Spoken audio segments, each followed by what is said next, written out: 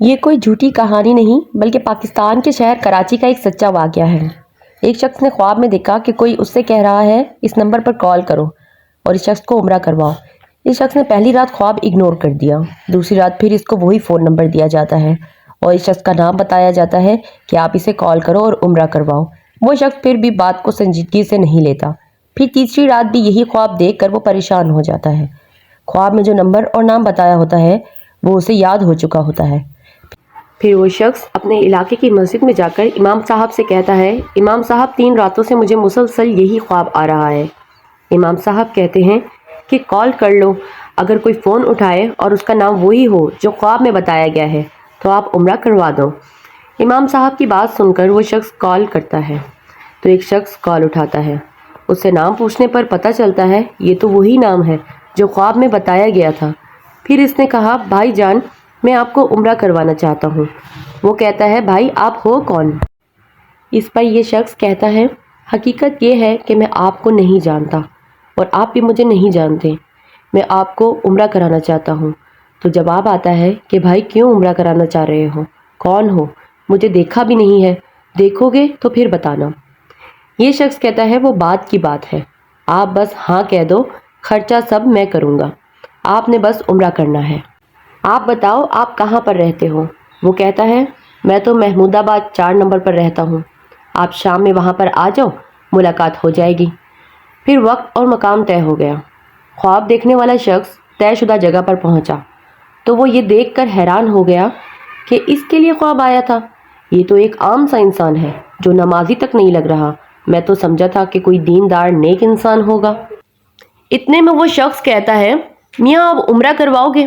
یہ کہتا ہے، جی جی کراؤں گا۔ پھر کچھ دن بعد وہ عمرے کے لیے چلے گئے۔ عمرہ کیا، طواف کیا، کعبے کی زیارت کی، 2 رکعت نفل پڑھے۔ تھوڑی دیر بعد دیکھا جن صاحب کو عمرے کے لیے لایا گیا تھا وہ سجدے سے سر نہیں اٹھا رہے تھے۔ جیسے ہی اس شخص نے قریب جا کر اس کو ہلایا تو اس شخص کی روح کعبہ شریف کے سامنے سجدے کی حالت میں اپنے جسم سے پرواز کر چکی تھی۔ اس شخص کو بڑی حیرت ہوئی کہ یہ کیا ہو گیا، سمجھ نہیں آ رہی تھی، ایسا لگتا ہے کہ اس کے لیے یہی منظور تھا اور مجھے منتخب کیا گیا کہ میں اس کو یہاں تک لے کر آؤں۔ روح تو اس کی یہیں قبض ہونی تھی۔ خیر جب اس کے گھر سے رابطہ کیا گیا کہ یہ کیسا آدمی تھا، کیا کوئی بھلائی کوئی ایسی نیکی جس نے اس کو یہاں تک پہنچا دیا، تو گھر والوں کی طرف سے پتہ چلا کہ جیسا دکھتا تھا ویسا ہی تھا، لیکن اس میں ایک عادت بہت اچھی تھی کہ جب رات کو آتا تو اپنے گھر کے لیے کھانا لے کر آتا، لیکن 2 تھیلیاں لاتا، ایک گھر کے لیے اور ایک ہمارے پڑوسی کے لیے۔ ہمارے پڑوس میں بیوہ خاتون رہتی تھی اپنے 2 بچوں کے ساتھ۔ یہ شخص پہلے ان کے گھر جاتا اور دروازہ بجا کر کہتا، کھانا اٹھا لو، گھر کے باہر تھیلی رکھتا اور پھر اپنے گھر میں داخل ہو جاتا۔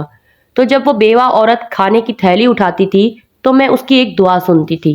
وہ اپنے رب کی بارگاہ میں دعا کرتی تھی کہ اللہ پاک اس کا خاتمہ اچھا کرنا، اور میرا حسن ظن ہے کہ اس بیوہ عورت اور یتیم بچوں کی دعائیں اس شخص کے کام آ گئیں، اور اللہ پاک نے اس کے لیے یہ صورت بنا دی کہ اس کو مکہ پاک میں کعبے کے سامنے سجدے کی حالت میں موت آ گئی۔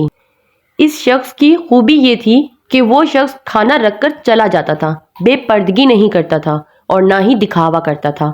بعض اوقات لوگ دروازے پر بلا کر سب کے سامنے نیکی کرتے ہیں، اللہ پاک چھپ کر نیکی اور اس کے ساتھ اتنے شرعی تقاضوں کو پورا کر کے نیکی کرنے والوں کا اجر ضائع نہیں فرماتا۔ ویڈیو اچھی لگی ہو تو ویڈیو کو لائک ضرور کر دیں، اور ابھی تک میرا چینل سبسکرائب نہیں کیا تو لازمی سبسکرائب کر دیں۔